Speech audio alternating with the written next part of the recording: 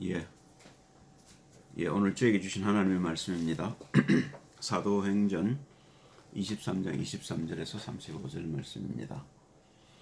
백부장 둘을 불러 이르되 밤 제3시에 가이사랴까지 갈 보병 200명과 마병 70명과 장군 200명을 준비하라 하고, 또 바울을 태워 총독 벨리스에게로 무사히 보내기 위하여 짐승을 준비하라 명하며, 또 이 아래와 같이 편지하니 일렀으되 글라우디오 루시아는 총독 벨릭스가 가에게 문안하노이다. 이 사람이 유대인들에게 잡혀 죽게 된 것을 내가 로마 사람인 줄 들어 알고 군사를 거느리고 가서 구원하여다가 유대인들이 무슨 일로 그를 송사하는지 알고자 하여 저희 공회로 데리고 내려갔더니, 송사하는 것이 저 율법 문제에 관한 것뿐이요 한 가지도 죽이거나 결박할 사건이 없음을 발견하였나이다. 그러나 이 사람을 해하려는 관계가 있다고 누가 내게 알리게 하기로 곧 당신께로 보내며, 또 송사하는 사람들도 당신 앞에서 그를 대하여 말하라 하였나이다 하였더라. 보병이 명을 받은 대로 밤에 바울을 데리고 안디바드리에 이르러 이튿날 마병으로 바울을 호송하게 하고 영문으로 돌아다니라. 저희가 가이사랴에 들어가서 편지를 총독에게 드리고 바울을 그 앞에 세우니, 총독이 읽고 바울들은 어느 영지 사람이냐 물어 길리기아 사람인 줄 알고 가로되 너를 송사하는 사람 되오거든 네 말을 들으리라고 헤롯 궁에 그를 지키라 명하니라. 아멘.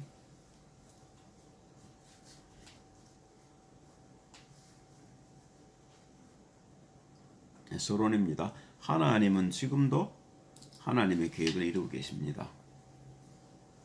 하나님의 계획은 변하지 않지요. 오늘 말씀을 통해서 우리가 보아야 될 것이, 어떻게 하나님이 바울을 부르시고 부르신 대로 하나님이 쓰셨는지를 보기를 원합니다. 창세기 1장 27절 28절을 보면요, 이게 하나님이 우리를 창조하신 하나님의 계획이요 하나님의 목적이죠. 하나님이 자기 형상 곧 하나님의 형상대로 사람을 창조하시되 남자와 여자를 창조하시고, 하나님이 그들에게 복을 주시며 그들에게 이르시되 생육하고 번성하여 땅에 충만하라, 땅을 정복하라, 바다의 고기와 공중의 새와 땅에 움직이는 모든 생물을 다스리라 하시니라. 그런데 하나님께서 인간에게 자유의지를 주셨어요. 선택할 수 있게 하신 겁니다. 그러니까 인간은 타락할 수 있단 말입니다. 짐승들은 타락을 할 수가 없지요. 짐승들은 본성대로만 사는데, 인간은 하나님이 만드신 본래의 그 존재 목적에서 벗어날 수 있다는 겁니다. 그렇게 하나님이 우리에게는 자유의지를 주셨죠. 그게 창세기 2장 9절입니다. 여호와 하나님이 그 땅에서 보기에 아름답고 먹기 좋은 나무가 나게 하시니 동산 가운데는 생명나무와 선악을 알게 하는 나무도 있더라. 그런데 하나님이 우리에게 언약을 주신 게 뭐냐면 창세기 2장 15절 17절이죠. 이 언약은 붙들면 사는 겁니다. 놓치면 죽는 겁니다. 그 죽는 유일한 길로 하나님이 모든 것을 주시고 우리가 죽을 수 있는 길도 열어주신 겁니다. 그렇죠? 그게 우리의 선택이란 말입니다. 우리의 의지가, 우리가 살 수도 있고 죽을 수도 있다는 겁니다. 2장 15절 17절을 봅니다. 여호와 하나님이 그 사람을 이끌어 에덴 동산에 두사 그것을 다스리며 지키게 하시고, 여호와 하나님이 그 사람에게 명하여 가라사대 동산 각종 나무의 실과는 네가 임의로 먹되 선악을 알게 하는 나무의 실과는 먹지 말라. 네가 먹는 날에는 정령 죽으리라 하시니라. 죽는 길이 유일한 길입니다. 그러고는 하나님이 시험을 하시지요. 마귀를 보내서 마귀를 통해 시험을 하십니다. 너희가 그것을 먹는 날에는 너희 눈이 밝아 하나님과 같이 되어 선악을 알 줄 하나님이 아십니다. 만약에 우리에게 이런 도전이 없다면 그건 우리가 로봇하고 똑같은 거죠. 그러나 우리가 선택을 해서 하나님의 길을 가기 위해서는 우리의 의지도 필요하고 우리 자신이 그 길을 가겠다는 결단이 필요한 겁니다. 그렇죠. 그래서 시험이 있는 겁니다. 템테이션이 있는 거죠. 유혹이 있는 거죠. 그런데 그 첫 번째 사람 아담과 하와가 믿음이 부족했습니다. 영적으로 어렸단 말입니다. 그래서 넘어졌죠. 실패하는 장면입니다. 여자가 그 나무를 본즉 먹음직도 하고 보음직도 하고 또 지혜롭게 할 만큼 탐스럽기도 한 나무인지라 여자가 그 실과를 따먹고 자기와 함께한 남편에게도 주매 그도 먹은지라. 그죠? 그래서 둘이 다 실패를 했는데, 여기서 우리가 주의할 것이 뭐냐면 이분은 자기가 속은 줄 압니다. 그런데 역부로 남편에게 주어서 남편도 죽게 만듭니다. 이게 마귀에게 잡혀버린 인간의 실존이란 말입니다. 그런데 하나님께서 거기서 사는 길을 열어주셨어요. 그 말은요, 아담과 하와가 믿음이 연약해서 넘어질 걸 아셨단 말입니다. 에베소서에 보시면 이런 부분들을 1장에 잘 바울이 이해했습니다. 그 두 번째냐, 이제 사는 언약을 주셨는데, 사는 길은 이제 이 길밖에 없는 거죠. 죽는 길이 한 길이었다면 사는 길도 한 길밖에 없습니다. 그 창세기 3장 15절이죠. 내가 너로 여자와 원수가 되게 하고 너의 후손도 여자 후손과 원수가 되게 하리니 여자의 후손은 네 머리를 상하게 할 것이요 너는 그의 발꿈치를 상하게 할 것이니라 하시고, 우리가 원시복음이라는 거죠. 근데 이 말씀이 이제 성취됩니다. 그게 마태복음 1장 21절 신약의 첫 페이지를 우리가 열면 보게 되는 겁니다. 아브라함과 다윗의 자손, 그리스도 예수의 족보, 예수의 세계. 그 얘기를 하시면서 21절 23절에 이렇게 얘기하고 있습니다. 아들을 낳으리니 이름을 예수라라. 이는 그가 자기 백성을 저희 죄에서 구원할 자이심이라 하니라. 이 모든 일에 된 것은 주께서 선지하신 말씀을 이루리 하심이니 가라사대 보라 처녀가 잉태의 아들을 낳을 것이요 그 이름은 임마누엘이라 하리라 하셨으니 이를 번역한즉 하나님이 우리와 함께 계시다 하니라. 하나님께 돌아갈 수 있는 길이 열렸단 말입니다. 다시 말하면 하나님의 영을 회복하는 길이 그리스도 예수를 통해 열릴 것이라는 걸 예언한 거죠. 그 말은요, 하나님께서 그리스도 예수 안에서 우리를 재창조하시겠다는 겁니다. 고린도서 5장 17절에 보니까 그런즉 누구든지 그리스도 예수 안에 있으면 새로운 피조물이라. 이전 것은 지나갔으니 보라 새 것이 되었도다. 죄됐던 우리의 인생이 그리스도 예수를 만남으로 의로운 삶 쪽으로 회복되어 간다는 겁니다. 그래서 우리가 그리스도 예수와 함께 동행하는 것이고요. 그 그리스도 예수의 말씀을 순종하며 따라가는 것이고 그 그리스도 예수의 분량에까지 자라가게 되는 거죠. 그게 하나님이 우리를 그리스도 예수 안에서 창조하신, 새롭게 창조하신 목적이란 말입니다. 그래서 우리가 그리스도 의를 닮아가는 의로운 자로 이 땅에 하나님 나라가 임하게 하고 이 땅이 불의의 세계에서 의의 세계로 옮겨오도록 하는 일에 부름을 받았다는 겁니다. 여러분과 제가요.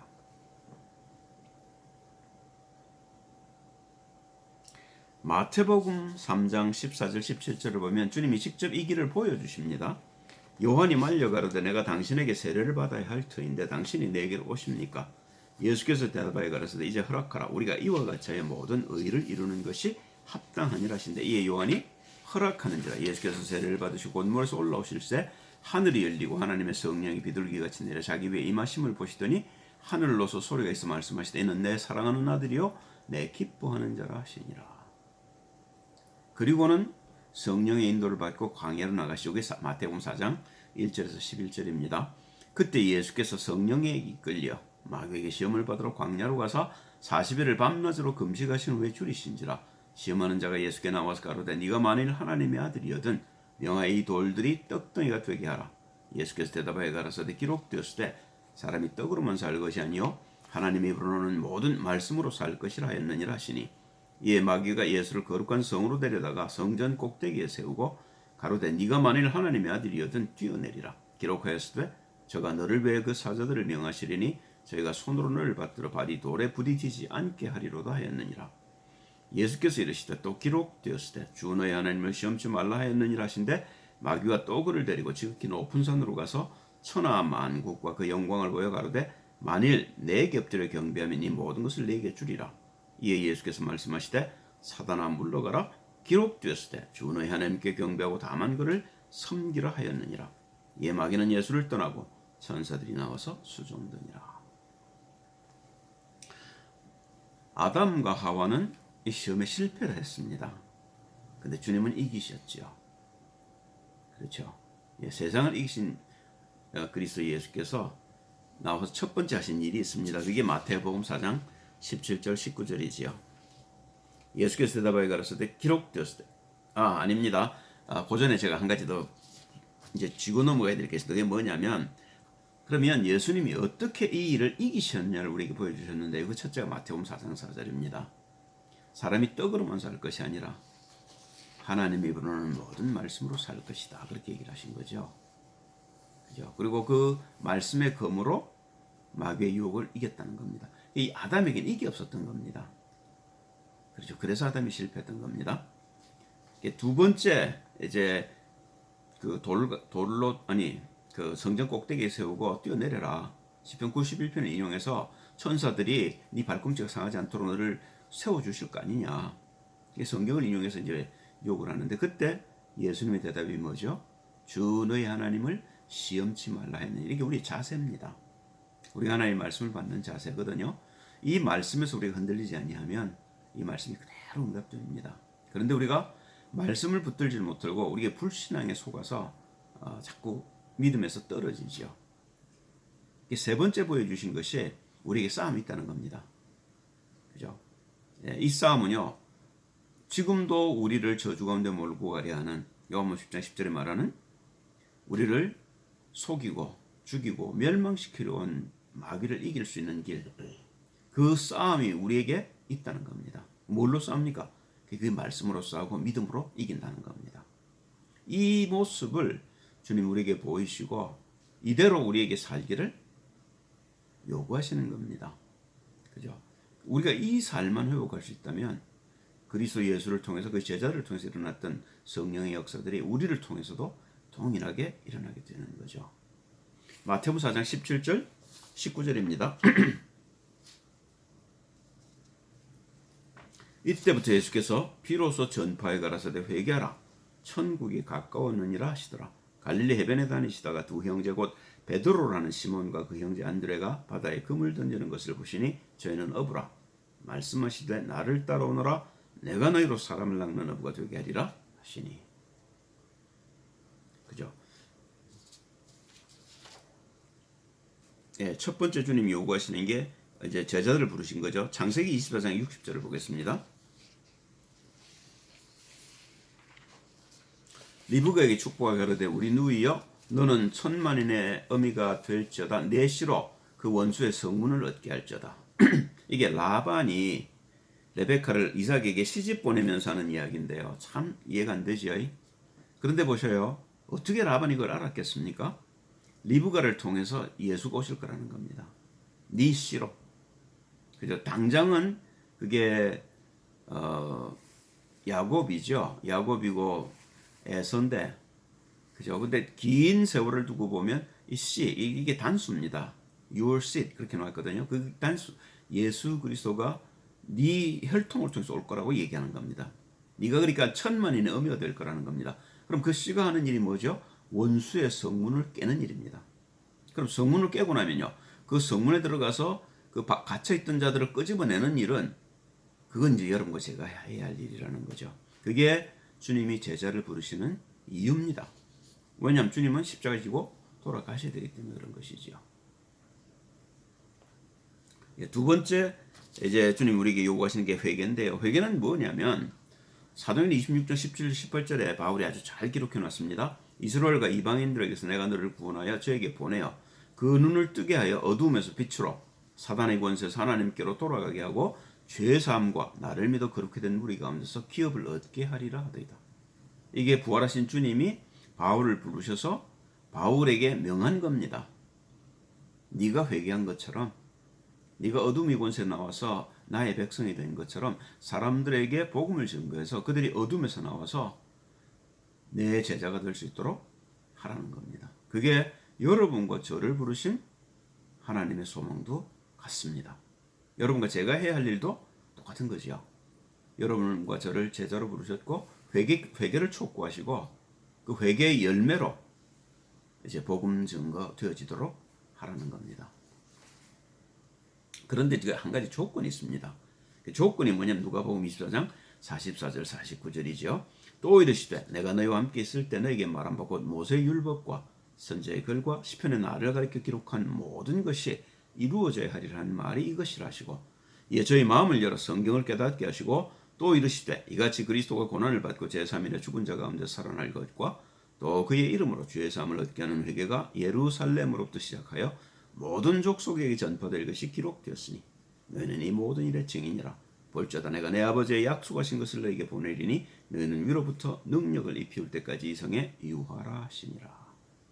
요 동일한 약속을 예수님이 사도행전 1장 1절에서 11절까지 또 합니다. 데오빌로여 내가 먼저 쓴 글에는 무릇 예수 행하심을 가르치시기를 시작하심부터 그의 택하신 사도들에게 성령으로 명하시고 승천하신 날까지의 일을 기록하였노라.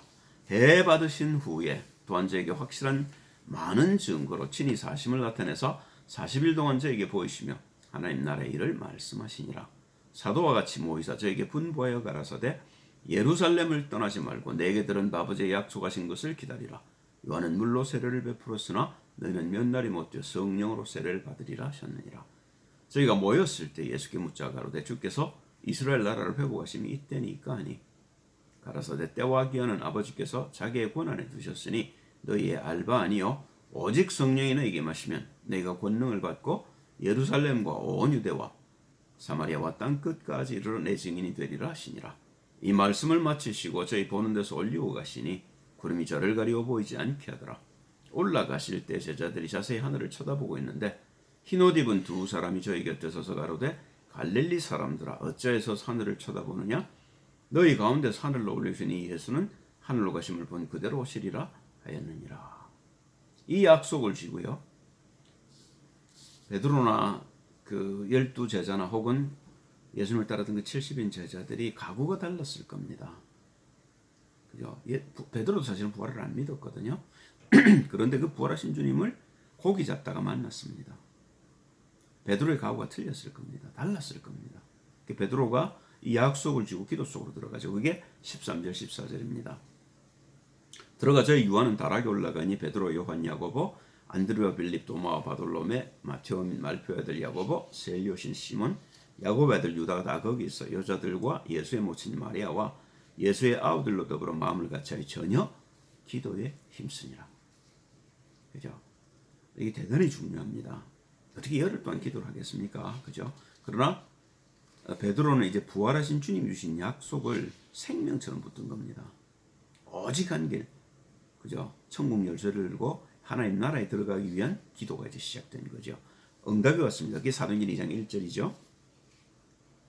오순절 날이 이미 이르매 저희가 다 같이 한 곳에 모였더니 호련히 하늘로부터 급하고 강한 바람 같은 소리가 있어 저희 온 집에 가득하며 불의 혀같이 갈라지는 것이 저에게 보여 각 사람 위에 임하여 있더니 저희가 다 성령의 충만함을 받고 성령이 말하게 하심을 따라 다른 방언으로 말하기를 시작하니라. 그렇죠. 그런데 보셔요. 이 복음이 이 생명의 성령의 이제 그 불길이 예루살렘에 끝났을 일이 아니지 않습니까? 그래서 일어난 것이 스데반의 환란이라는 겁니다. 사도행전 11장 19절 21절이죠.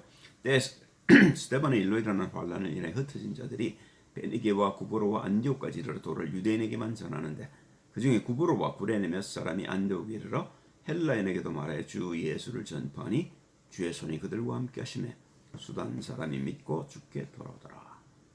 이제 세계 복음의 시작이 되는 거죠. 예루살렘으로부터 온 유대와 사마리아와 땅 끝까지 이루어가는 이제 성령의 역사를 우리가 보게 되는 거죠.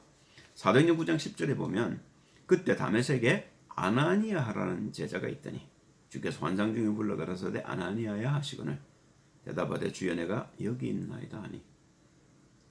그죠? 아나니아도 이 환란을 피해서 다메섹에 정착해서 거기서 복음 운동을 하고 있는 제자였단 말입니다. 거기에 하나님께서 사도 바울을 붙이시는 장면이죠. 그리고 그 바울을 하나님이 왜 부르셨는지 설명하는 것이 15절 16절입니다. 주께서 가라사대 가라 이 사람은 내 이름을 이방인과 임금들과 이스라엘 자손들 앞에서 전하기 위해 택한 내 그릇이라. 그가 내 이름을 위하여 해를 얼마나 받아야 할 것을 내가 그에게 보이리라 하시니. 그래서 바울이 아나니아로부터 복음을 듣고 마가의 다락방에 어떤 일이 있었는지를 듣고 어떻게 그들이 성령의 충만함을 받았는지를 듣고 바울이 기도 속으로 들어가게 된 거죠. 그리고 그 기도 속에서 이제 하나님의 나라를 체험하게 된 겁니다. 그러니까 율법이라든지 자기가 지금까지 매여왔던 옛사람에서 벗어나게 된 거죠.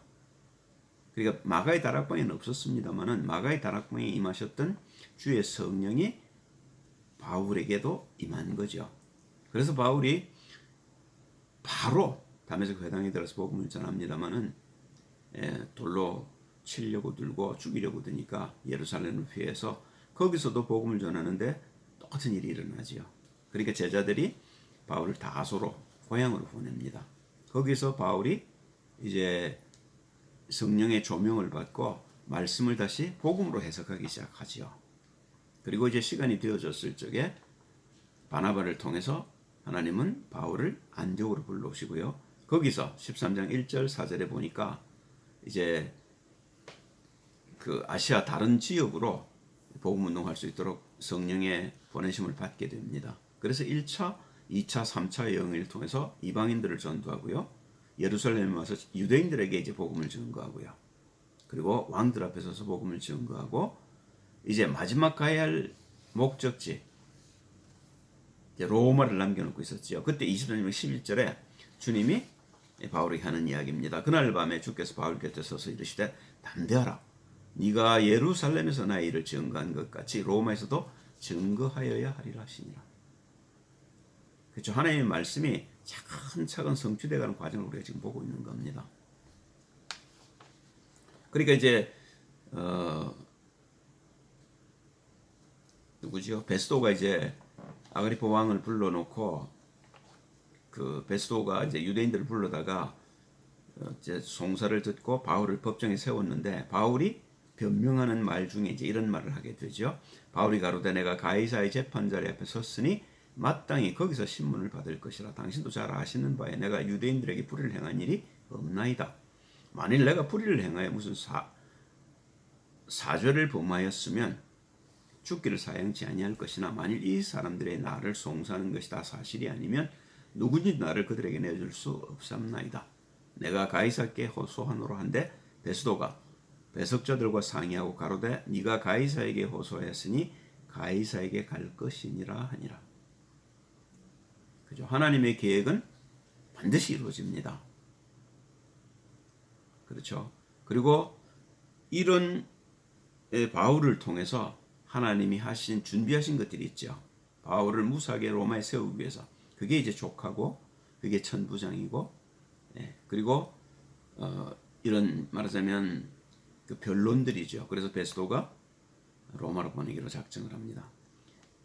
사도행전 28장 30절 31절을 보면 드디어 바울이 로마에 왔습니다. 바울이 온 이태를 자기 셋집에 유하며 자기에게 오는 사람을 다 영접하고 담대히 하나님 나라를 전파하며 주 예수 그리스도께 관한 것을 가르치되 금하는 사람이 없었더라. 로마에까지 가서 복음을 전도했단 말입니다. 그죠? 그럼 이게 바울이 잘나서 그런 것입니까?